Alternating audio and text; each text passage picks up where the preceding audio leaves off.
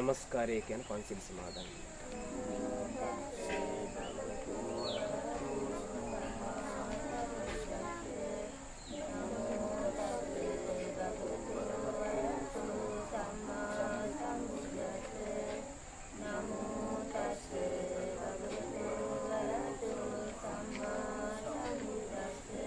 බුද්ධං සරණං ගච්ඡාමි ධම්මං සරණං ගච්ඡාමි සංඝං සරණං ගච්ඡාමි ဒ ුතියම්පි බුද්ධං සරණං ගච්ඡාමි ဒ ුතියම්පි ධම්මං සරණං ගච්ඡාමි ဒ ුතියම්පි සංඝං සරණං ගච්ඡාමි တ තියම්පි බුද්ධං සරණං ගච්ඡාමි တ තියම්පි ධම්මං සරණං ගච්ඡාමි တ තියම්පි සංඝං සරණං ගච්ඡාමි පාණාතිපාතා වේරමණී සික්ඛාපදං සමාදියාමි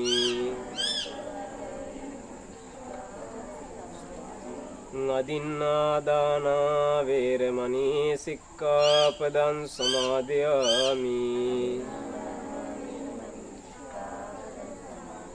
කාමේසු මිච්ඡාචාරා වේරමණී සික්ඛාපදං සමාදියාමි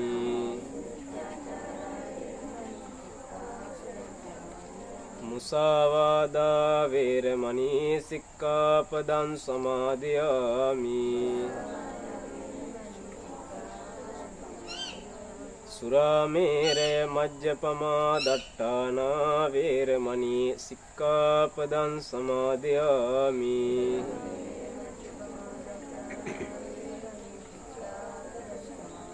හොඳයි සාදු කියන්න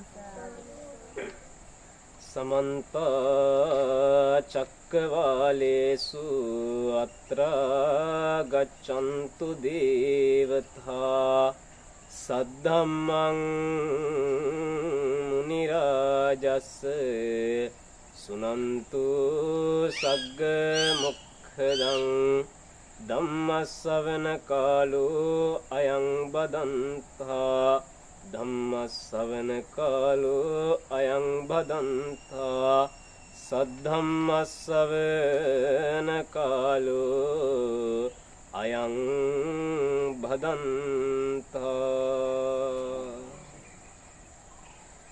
නමෝ තස්ස භගවතු අරහතු සබ්බ ධම්මේසු අප්පටිහත ඥානචාරස්ස දස බලදරස්ස චතු වේසා රජ්‍ය විසරදස්ස සබ්බ සත්තුත්තමස්ස ධම්මිස්ස රස්ස ධම්මරාජස්ස ධම්මස්සාමිස්ස තථාගතස්ස සබ්බං යුනෝ සම්මා සම්බුද්දස්ස නමෝ තස්ස භගවතු අරහතු සබ්බ ධම්මේසු අප්පටිහත ඥානචාරස්ස දස බලදරස්ස චතු වේසා රජ්‍ය විසරදස්ස සබ්බ සත්තුත්තමස්ස ධම්මිස්ස රස්ස ධම්මරාජස්ස ධම්මස්සාමිස්ස තථාගතස්ස සබ්බං යුනෝ සම්මා සම්බුද්දස්ස නමෝ තස්ස භගවතු අරහතු සබ්බ ධම්මේසු අප්පටිහත ඥානචාරස්ස දස බලදරස්ස චතු වේසා රජ්‍ය විසරදස්ස සබ්බ සත්තුත්තමස්ස ධම්මිස්ස රස්ස ධම්මරාජස්ස ධම්මස්සාමිස්ස තථාගතස්ස සබ්බං යුනෝ සම්මා සම්බුද්දස්ස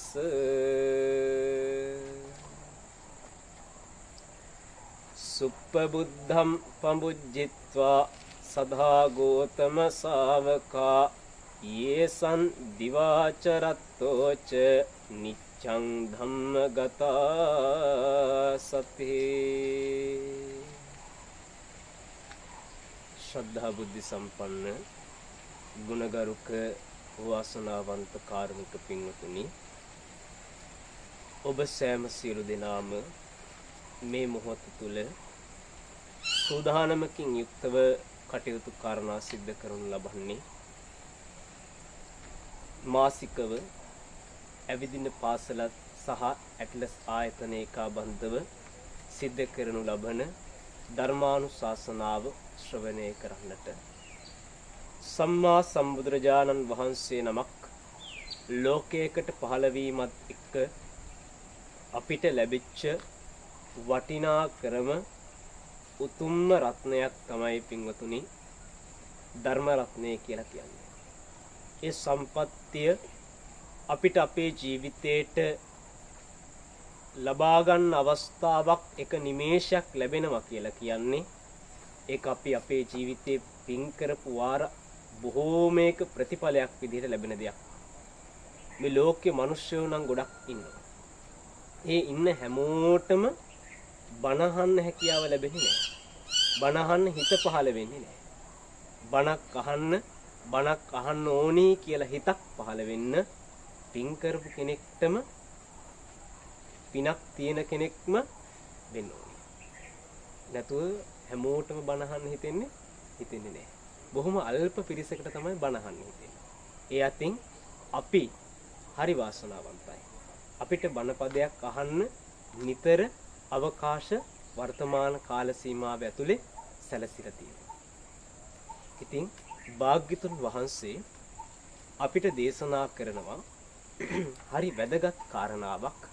ධර්ම රත්නය කියන එක අපේ ජීවිතේට අපි එකතු කරගන්න ප්‍රමාණය වැඩි වෙන්න අපේ ජීවිත ලස්සන වෙනවා. අපේ ජීවිත පින්බර වෙනවා. අපේ ජීවිත සාර්ථක වෙනවා.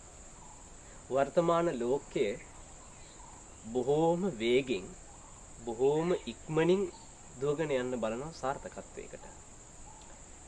පොඩි දරුවෝ ගොඩක් අද දේශනාව ශ්‍රවණය කරන දරුවෝ පොඩි අවදියේ ඉඳන් වැඩිහිටි වයසට එනකම් අධ්‍යාපන කටයුතු වල නිරතෙන්නේ සාර්ථකත්වයක් හොයාගෙන. සාර්ථක වෙන්න, ලොකු මිනිහෙක් වෙන්න. හැබැයි දහම කියන කාරණාව ජීවිතයට එකතු නොවුනොත් ඒ ජීවිත කවදාවත් සාර්ථක වෙන්නේ නැහැ.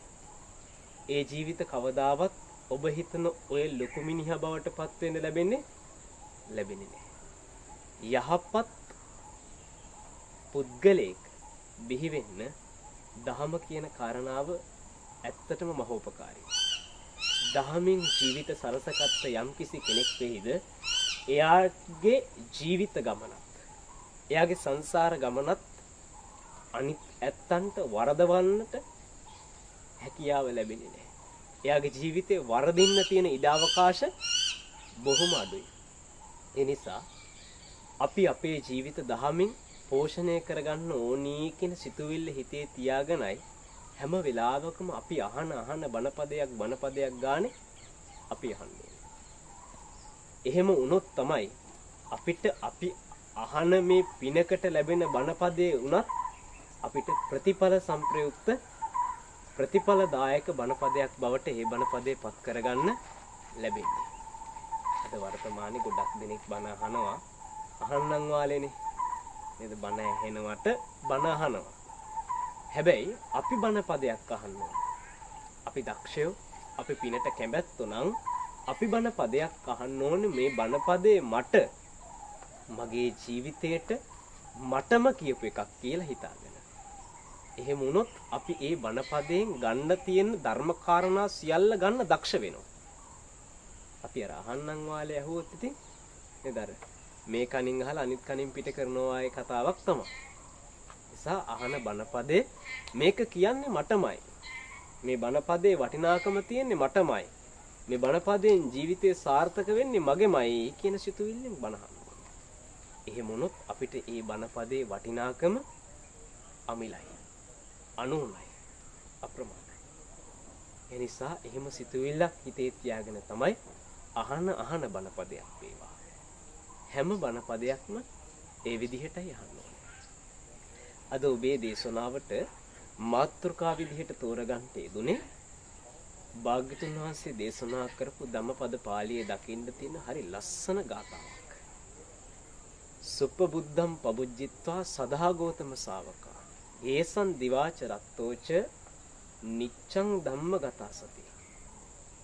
යම් කිසි බුද්ධ ශ්‍රාවකෙක් නිතර දිවාරැහි ධර්මයේහි ගුණ මෙනෙහි කරනවා නම් ඒ ශ්‍රාවකයා සුවසේ නින්දට යනවා. සුවසේ අවදි වෙනවා.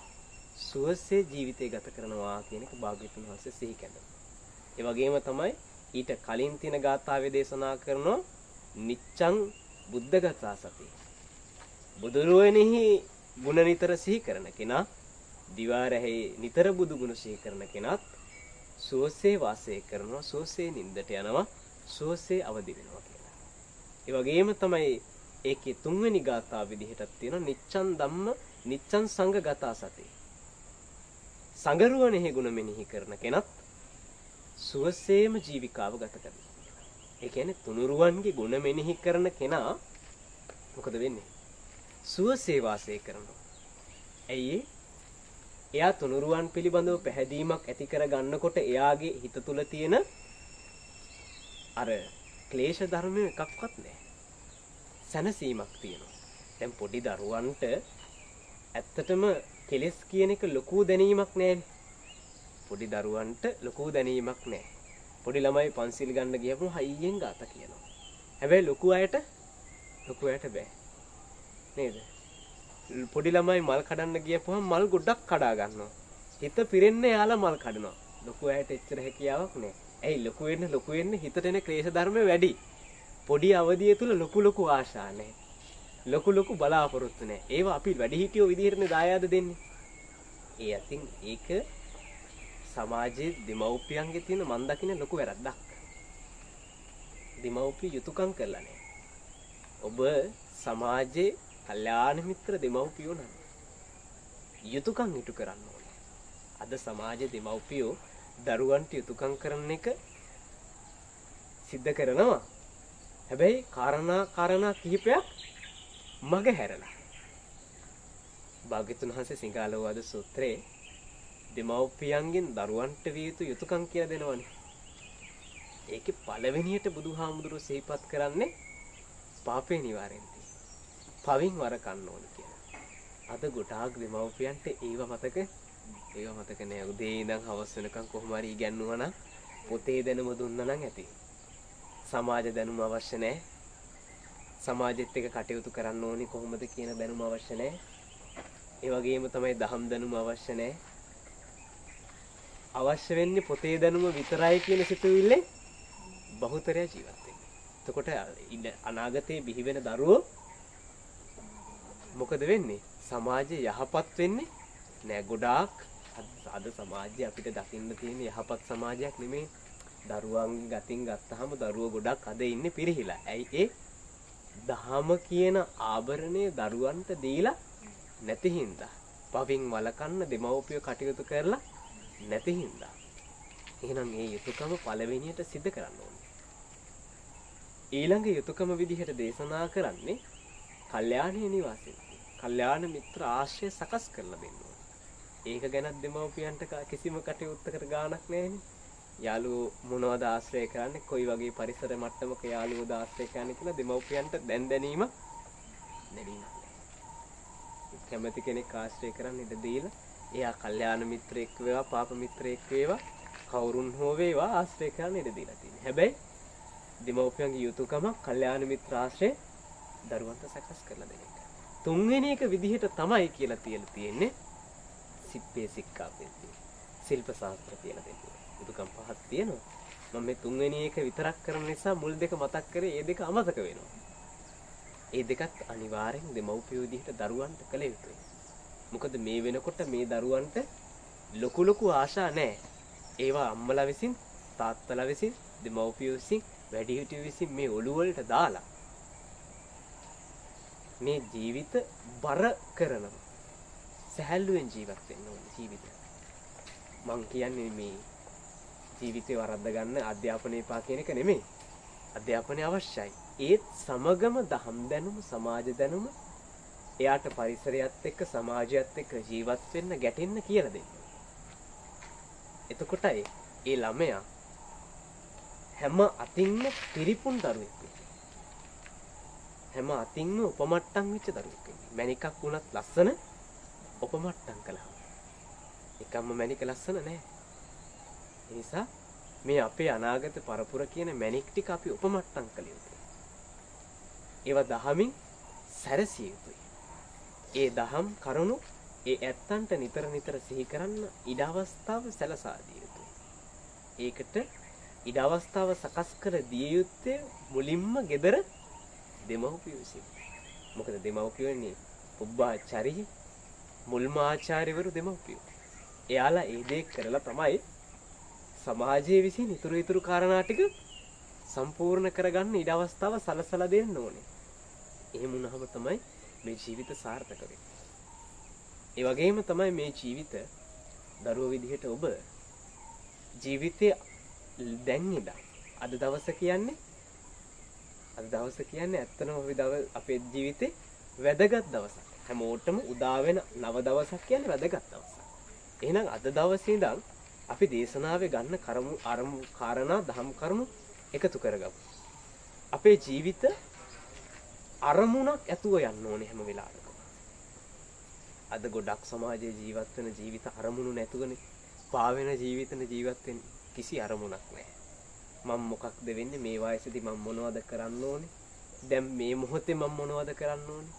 දැන් ගොඩාක් පාසල් දරුවෝ අහන ප්‍රශ්නයක් තමයි හාමුදුරනේ මතක හිටින්නේ. මතක හිටින්න මොකද කරන්න ඕනේ? අලමුතුෙන් භාවනාවක් එහෙම තියෙනවද මතක හිටින්න? පාඩම් කරන ඒවා මතක හිටින්න නැති වෙන්නේ? නෑ. ඒ වෙලාවේ අරමුණේ හිත පිහිටව ගන්න ඕනේ.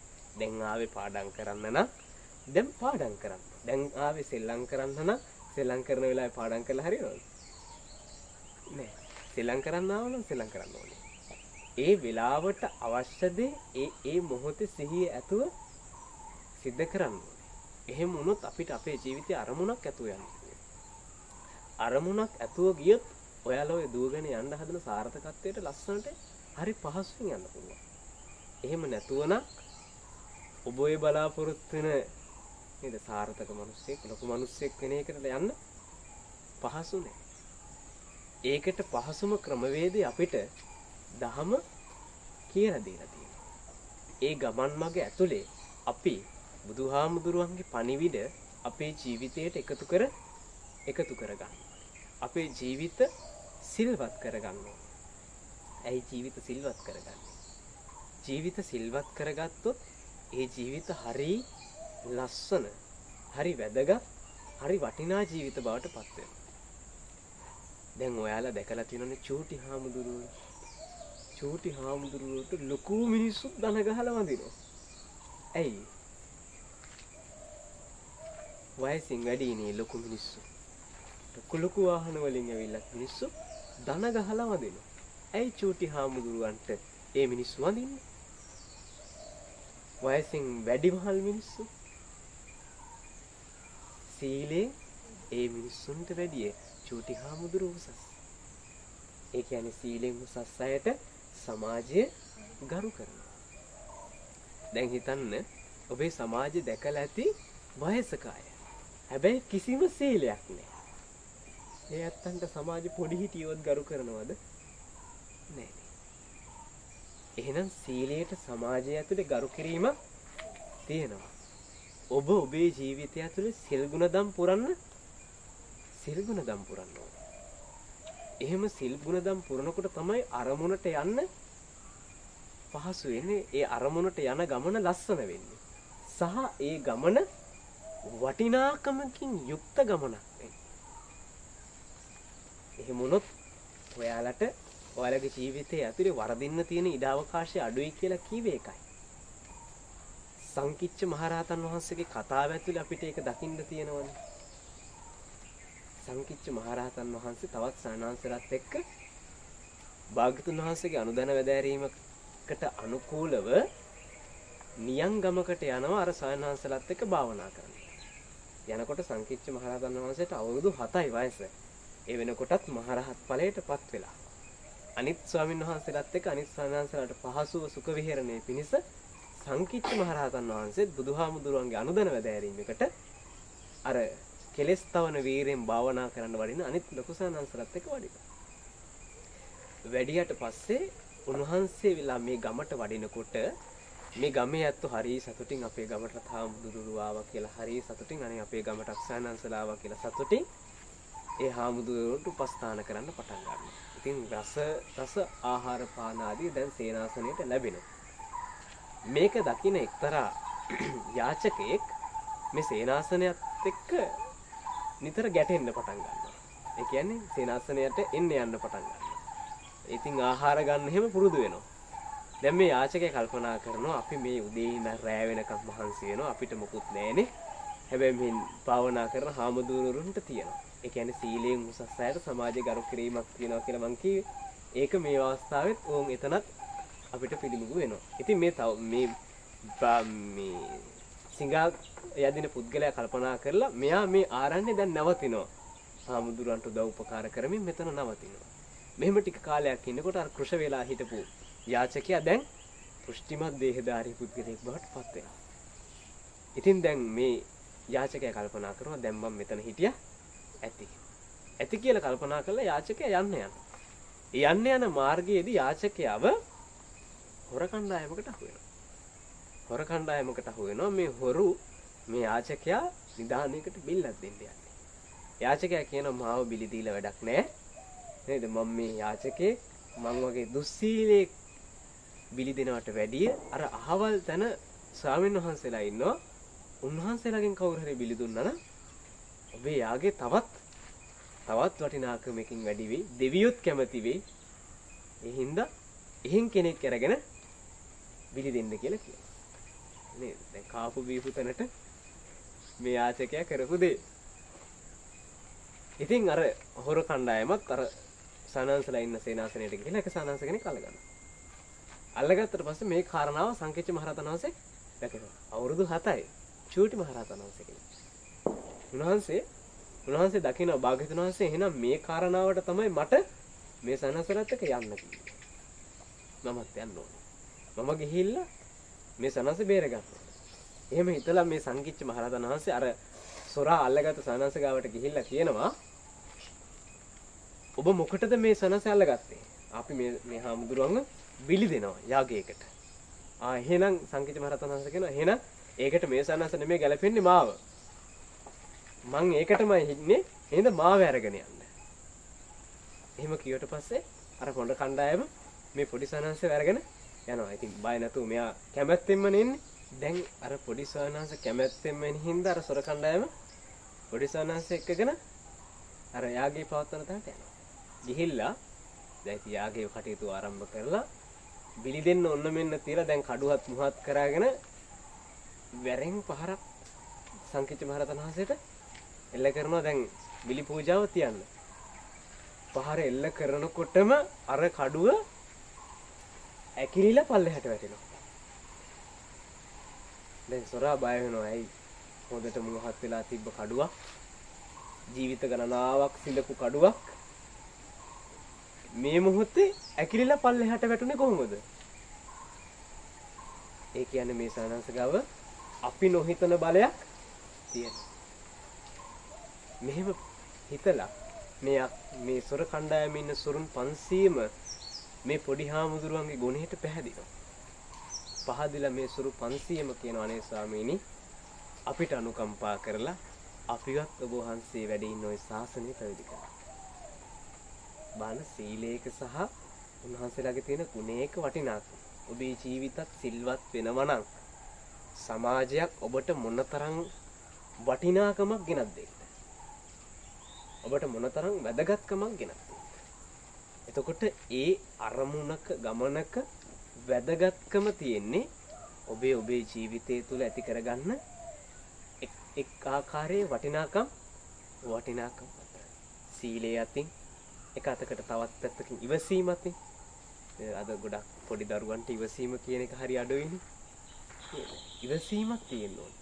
ඉවසීම කියන කාරණාව ඇති වෙනකොට අපිට ජීවිතේට එන ඕනෑම ගැටලුවක් निराකරණය කරගන්න හැකියාව තියෙනවා. කලබලකාරී සමාජයක ප්‍රශ්නයක් ආපුවාම කලබලකාරී ඇත්තෝ ඉන්න අයට ප්‍රශ්නේ විසඳ ගන්න හරි අමාරුයි. ප්‍රශ්නේ හතර පැත්තෙන්ම ගැට ගහ ගන්නවා තවත් සැරයක්.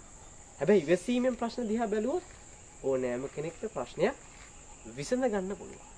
එතකොට ඉවසීම කියන එක හරි වැදගත්. බුදුහාමුදුරුවෝ ඉවසීම කියන එක හරියට අගය කළා. සක්‍රදේවේන්ද්‍රය ගාව තිබ්බ හරි වටිනා ගුණයක් තමයි ඉවසීම කියන එක. භාග්‍යවතුන් වහන්සේ නිතර මහා සංඝයාට සිහිපත් කරන සක්‍රය ගාව තියෙන ඉවසීම මහා සංඝයාගේ ජීවිතෙත් ඇති කරගන්න එක. ඒ කියන්නේ සක්‍රය කෙනෙක් වෙන්නද? නෑ. සක්‍රයාගේ ඒ තියෙන ගුණ ඔබේ ජීවිතයට ගන්න. තවත් යම් කිසි කෙනෙක් යහපත් නම් ඒ යහපත් කෙනාගේ යහපත් ගුණයක් තියෙනවා දකිනවා නම් ඒ ගුණය අපේ ජීවිතයට ගන්න කියන එකයි භාග්‍යවතුන් වහන්සේ සිහිපත් කරන්නේ. සක්‍රයාට තිබ්බ ඉවසීම මොන වගේද? සක්‍රයාට තිබ්බ ඉවසීම කොයි වගේද කියලා කියනවා නම් දවසක් යක්ෂයෙක් විරූපී කොට යක්ෂයෙක් තාවදින්ස දෙව්ලොවට ගිහිල්ලා සක්‍රයාගේ පඬු කම්බල සෛලාසනේ ඉඳ ගන්නවා. දැන් දෙවිවරු හැමෝම කලබල වෙනවා. තරහ යනවා. බනිනවා. අද නම් යක්ෂයා ඉවරයි. අද යක්ෂයාට ලොකු පාඩමක් සක්‍රදේවේන්ද්‍රය උගන්වනවා. දැන් සක්‍රදේවේන්ද්‍ර කතා කරන්න ඕනේ කියලා දැන් දෙවිවරු හරියට ප්‍රකෝපවත් බවට පත් වෙලා සක්‍රදේවේන්ද්‍රයට ගිහිල්ලා කතා කරනවා. දැන් දෙවියෝ හිතන්නේ අද සක්‍රදේවේන්ද්‍රය ඇවිල්ලා යක්ෂයාට හොඳ පාඩමක් උගන්වයි කියලා. අපේ කවුරු හරි කෙනෙක් එහෙම වුණොත් එහෙමනේ කරන්නේ. ඉවසීම නැති අය. හැබැයි සක්‍රය මොකද කරේ? සක්‍රය ඇවිල්ලා අර යක්ෂයා ගාව පාණ්ඩු කම්බල සෛලාසනේ ඉස්සා දණින් වැටිලා උතුමාණෙනි කියලා කතා කරනවා. යක්ෂයා දැන් මොකටද ආවේ? යක්ෂයා ආවේ සක්‍රදේවේන්ද්‍රය අවුස්සන්න. තරහ ගස්සවන්න. කෝපයටපත් කරා. හැබැයි ආපු කාර්යය යක්ෂයාට කරන්න බෑ. ඇයි? සක්‍රදේවේන්ද්‍රයා යක්ෂයා ඉස්සරහ දන ගහලා උතුමාණෙනි කියලා කතා කරනවා. යක්ෂයා ලැජ්ජාවටපත් වෙලා යක්ෂයා පලා යනවා. ඒතර ඉවසීම ඉස්සරහදී අපිට ප්‍රශ්න විසඳ ගන්න අමාරුද? ලේසි. අරමුණක් ඇතුව නම් ඔබේ ජීවිතේ යන්නේ. ඒ අරමුණක් ඇතුව යන ගමනට සීලේ ඉවසීම කියන වටිනා ගුණාංග එකතු කරගන්න. එකතු කරගෙන ගියොත් ඒ ගමන වේගෙන් ගියත් ඒ ගමන හිමින් ගියත් අරමුණට නම් යන්නේ ඒ ගමන ලස්සනයි. අරමුණ බලවත් කරගන්න. අරමුණ බලවත් නම් ඒ සඳහා කටයුතු කරන උත්සාහය අකණ්ඩයි. ඔබට ලස්සන කතාවක් තියෙනවා ගොළු බෙල්ලෙකුයි පොඩි ළමයෙකුයි. ළමයෙක් මිදුලි සෙල්ලම් කර ඉන්නවා. මේ ළමයා මිදුලි සෙල්ලම් කර ඉන්නකොට දකින්න ගහක ගොළු බෙල්ලෙක් ගහ දිගේ උඩට යනවා.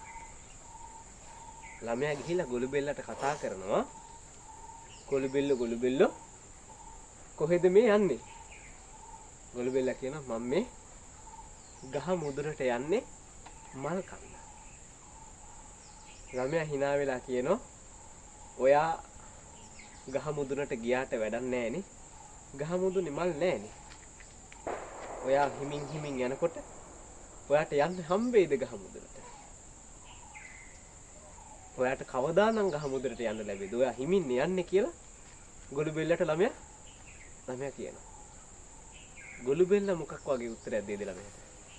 ගොළු බෙල්ල ළමයාට කියනවා ළමයෝ මේ ගහත් එක දවසින් හැදුනේ නෑ. ඒක ඔයාට අමතකද? මමත් හිමින් කොහොම හරි මේ ගහ හැදුනා වගේ මේ ගහ මුදුනට යනවා. ඒ වෙලාවේදී ළමයා කියනවා ගහ මුදුනේ මල් නෑනේ. මල් නැති අවලස්සන මේ ගහ මුදුනට ගිහිල්ලා ඔයා කොහොමද මල් කන්නේ? මෙහෙම කීවට පස්සේ ගොළු බෙල්ලා කියනවා ගහ කැත වුණාට කමක් නැහැ. දලඹුවත් සමනලයා වෙන්න කලින් දලඹුවා කියන කැත සතත් හිටියානේ. දලඹුවා එහෙම ඉඳලානේ සමනලයා වගේ ලස්සන සතෙක් උනේ. මං ගහමුදුරට යනකොට ගහ ලස්සන වෙයි. ගහේ මල් පිපෙයි. ඒ නිසා මං උත්සාහයෙන් ගහමුදුරට යනවා කියනවා. ඒ කියන්නේ උත්සාහය තියෙනවා නම් වීරිය කණ්ඩායම. ඔබේ ජීවිතේ ඔබේ අරමුණු ඇතින්නේ මං ලොකු වෙලා ડોක්ටර් කෙනෙක් වෙනවා. මං ලොකු වෙලා ඉංජිනේර කෙනෙක්. මං ලොකු වෙලා නීතිඥයෙක් වෙනවා. එහෙම එක එක අරමුණු බලාපොරොත්තු ඇතිනේ. ඒ අරමුණු බලාපොරොත්තු ප්‍රබල වෙන තරමට අරමුණ ප්‍රබල වෙන තරමට ඔබ ඒකට ගන්න උත්සාහය අකණ්ඩයි. වැඩිහිටියෝ විදිහට ඔබ අරමුණු කරනවා නම් නිවන. අරමුණ බලවත් නම් උත්සාහය අකණ්ඩ විය යුතුයි. එතකොට ඒ උදෙසා අපි වෙහෙසෙන්න ඕනේ. දවසක ආරම්භක මොහොතේ ඉඳන් දවස අවසන් කරලා නිදියන්න යන තුරාවට අපි ඒ දවසේ කළ යුතු දේවල් කරලා නිම කරන්න ඕනේ. පිරිය යුතු ගුණ ධර්මයක් වෙත්නම් ඒ පිරිය යුතු ගුණ ධර්ම පුරන්න ඕනේ. හදාගත යුතු ගුණාංගයක් තියෙනවා නම් ඒ ගුණාංග හදා ගන්න ඕනේ. එහෙම හදාගෙන ගුණාංග එකතු කරගෙන මේ ධර්මයේ කියන දේ ජීවිතයට එකතු කරගෙන ගියොත් ඒ ජීවිත ලස්සන වෙනවා කියන එක අහන්න දෙයක්ද? අහන්න දෙයක් නෙමෙයි. ඒකට හොඳම උදාහරණ රාහුල මහරහතන් වහන්සේගේ චරිතය. අපි හැමෝම රාහුල හාමුදුරුවෝ ගැන දන්නවා. රාහුල හාමුදුරුවෝ ඇවිල්ලා අවවාදේ පුදුම විදිහට හික්මිච්ච කෙනෙක්. උන්වහන්සේගේ ගුණය ධර්මයේ හැසිරෙච්ච විදි අපි අපේ ජීවිතයට ගන්නකොට අපේ ජීවිත පුදුමාකාර අන්දමකින් යහපත් හැඩවිච්ච පින්බර ජීවිත බවට පත් වෙනවා. අපේ ජීවිත මේ දැන් ජීවත් වෙනවා වගේ මේ පාවෙන විදිහට ජීවත් වෙනවා නම් ඉස්සරහට යනකොට සාර්ථක බවට පත් වෙන්න තියෙන අවස්ථාව අඩුයි. සාර්ථක වෙනවා කියලා කියන්නේ දැනුමින්ම සාර්ථක වෙන එක නෙමෙයි. කවියකුත් තියෙන්නේ ගුණ නැන බෙලෙන් යුතු පුතුමේ ඉතාගරු. නැන තිබ්බට විතරක්ම ඒ දරුවා ඉතාගරු වෙන්නේ නෑ. ගුණයක් තියෙනවා. ඒ කියන්නේ ධර්මයෙන් අපිට දෙන්න දායාදයක් තියෙනවා. ඒ දායාදේ ලැබෙන්නේ බුදුවරයෙක් ලෝකයට පහළ වීමත් එක්ක. ඒකයි තුනුරුවන්ගේ ගුණ මෙනෙහි කරන කෙනා යහපත් නිදිනවා, යහපත්ව පුබුදිනවා, සුවසේ ජීවිතය ගත කරනවා කියලා දේශනා කරනවා. මේකට නිදාන කතා විදිහට දේශනා කරන්නේ එක්තරා පොඩි දරුවෙක් මිත්‍යා දෘෂ්ටික පවුලක ඉපදිලා මේ දරුවා නිතර බුදුගුණ මෙනෙහි කරන්න ගන්නවා. නිතර දෙවේලේ භාග්‍යතුන් වහන්සේට නමස්කාර වේවා කියලා කියනවා. බුදුහාමුදුරුවන්ට නමස්කාර වේවා කියලා කියනවා. නිතර දෙවේලේ හැම තිස්සෙම කියනවා. නිතර මෙනෙහි කරනවා. මෙහෙම නිතර මෙනෙහි කරන මේ පොඩි දරුවා ආශ්‍රය කරන දරුවෝ මොකද කරන්නේ? මෙයා නිතර බුදුහාමුදුරුවන්ට නමස්කාර වේවා. බුදුහාමුදුරුවන්ට නමස්කාර වේවා. මෙහෙම කියනවා දැකලා ආශ්‍රය කරන අය නිතර කියන්න ගන්නවා බුදුහාමුදුරුවන්ට නමස්කාර වේවා. දැන් මෙයා අසුරු කරන පරිසරය යහපත් පරිසරයක්. ඔබත් යහපත් වෙනවා නම් ඔබ ආශ්‍රය කරන පරිසරයක් යහපත් වෙන්න පටන් ගන්නවා. කල්යාණ මිත්‍රයාගේ ගුණ සමාජින්න අනිත් අයත් එකතු කරගන්න ගන්නවා. ඔබේ ජීවිත ඒ සමාජය ඇතුළේ ඉස්මතු වෙලා කැපිපෙනෙන්න පටන් ගන්නවා. වැරදි කරපු කෙනා කැපිපෙනෙන්නේ ප්‍රශංසාත්මකව නෙමෙයි. එයා කැපිපෙනෙන්නේ සමාජයකට අප්‍රසන්නව, සමාජයකට පිළිකුලක් විදිහට. හැබැයි යහපත් ජීවිතය ගත කරන කෙනා සමාජය කැපිපෙනෙන්නේ වර්ණනා කර ප්‍රශංසාවට භාජනය කර. ඔබේ ජීවිතත් යහපත් වෙනවා නම් සමාජයේ ඇතුලේ ඒ ජීවිත ප්‍රශංසාවට භාජනය වෙමින් කැපිපෙන්න පටන් ගන්නවා. දැන් අර පොඩි දරුවා දවසක් තාත්තත් එක්ක දර කඩන්න යනවා. කරත්තේ දර කඩන්න යනවා. එහෙම ගියපු වෙලාවක නුවරට එන්න ප්‍රමාද වෙලා ගැලේම නිදිය ගන්නවා. නිදිය ගන්නකොට එක්තරා යක්ෂයෙක් ඇවිල්ලා මේ දරුවාගේ කකුලෙන් අදිනවා. කකුලෙන් අදිනකොටම දරුවා නමෝ බුද්ධාය කියලා අවදි වෙනවා. යක්ෂයා බය දුවනවා. ඇයි? භාග්‍යතුන් වහන්සේගේ ගුණයක් සිහිපත් කරනකොට අමනුෂ්‍යව ළඟට ඉන්න අපහසුයි. එතකොට සුවසේ නිදිය ගත්තා. සුවසේම පිබිදුනා කියන කාරණාවට ඒක තමයි නිදාන කතා විදිහට දක්වලා තියෙන්නේ. දැන් ගොඩක් අයට නැගිටින්න අමාරු නේද? උදේට නැගිටින්න හරි අමාරුයි. ඇයි? ඔළුවේ නිදිය ගන්නකොට විවිධාකාර දේවල්. හැබැයි බුදු ගුණ, ධම් ගුණ, සංඝ ගුණ මෙනෙහි කරලා යම් කිසි කෙනෙක් නිින්දට යනවා නම් දැන් ගොඩක් අයට නිින්ද යන්නෙත් නැහැනේ. ගොඩක් අයට නිදිය ගන්නත් අමාරුයි. ඇයි? ඔළුවේ දහසක් ප්‍රශ්න තියාගෙන නිදිය ගන්න යනවා. ඒක නිින්ද යනවද? නෑ. මනස සැහැල්ලුවේ නිින්ද යන ගමන නිදිය ගන්න අවස්ථාව සකස් කර ගන්නවා නම් බුදු ගුණ මෙනෙහි කරගෙන නම් නිින්දට යන්නේ. එතකොට නැගිටිනකොටත් ප්‍රබෝධවත්ව නැගිටින්න පුළුවන්. ජීවිතේ ගත කරනකොටත් සුවසේ ගත කරන්න පුළුවන්. ඇයි? නිතර ඉන්නේ බුදු ගුණ කියන, ධම් ගුණ කියන, සංඝ ගුණ කියන තුනුරුවන්ගේ ගුණ මෙනෙහි කරගෙන. ඒ කියන්නේ හිතේ ඇති වෙන ක්ලේශ ධර්මය, විවිධාකාර ආශාවන්, විවිධාකාර ලොකු හැඟීම් බරක් නෑ හිත ඇතුලේ. සැහැල්ලුවෙන්ම කිව්වොත් බරක් නෑ හිත ඇතුලේ. සැහැල්ලුවක් තියෙනවා. බුදුහාමුදුරුවෝ දකිනකොට අපිට එන්නේ සැහැල්ලුවක්. බණ අහනකොට අපිට එන්නේ සැහැල්ලුවක්. බණ අහනකොට සැහැල්ලු වෙනකොට අපේ හිත නිවෙනවනේ. හිත නිවෙනකොට අපිට නොදැනීම ගතත් බණ අහනකොට නිින්ද යනවා කියලා කියන්නේ ඒකයි. ඒයි හිත නිවෙනකොට ගත වෙනවා. අර සැනසීම හම්බ වෙන්නේ තුනුරුවන්ගේ ගුණ මෙනෙහි කරනකොට. එනිසා පොඩි කාලේ ඉඳන් චූටි කාලේ ඉඳන් තුනුරුවන්ගේ ගුණ මෙනෙහි කරන්න අපි පටන් ගන්න ඕනේ. තුනුරුවන්ගේ ගුණ මෙනෙහි කරමින් අපේ ජීවිත සකස් කරමින් අරමුණක් ඇතුව ජීවිතේ යන්න. අරමුණක් ඇතුව ජීවිතේ ගියොත් ඒ ජීවිත සාර්ථක වෙනවා. ඒ ජීවිත ජයග්‍රාහී වෙනවා. ඒ ජීවිත පින්බර වෙනවා.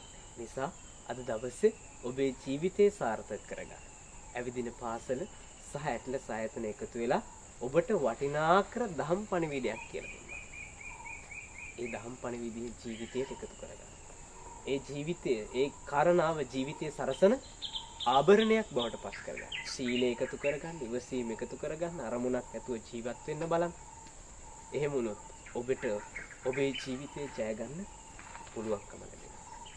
ඒ නිසා අද දවසේ එකතු කරගත්ත මේ දහම් කරුණු ඔබ හැම දිනාටම ජීවිත ගමන ජයග්‍රහණය කරගන්න, සංසාර ගමන ජයග්‍රහණය කරගන්න අවසන ප්‍රාර්ථනා කරන බෝධියකින් මේ සංසාර ගමනේ නිවි සනසී මුදා කරගන්න ශක්තිය, ධෛර්යය, වාසනාව ලැබේවා කියන සිතුවිල්ලෙන් සාදු කියලා දෙවියන්ට පින් අනුමෝදන් කරමු. ධර්ම ශ්‍රවණය කළ හැම දිනාටම තෙරුවන් සරණයි.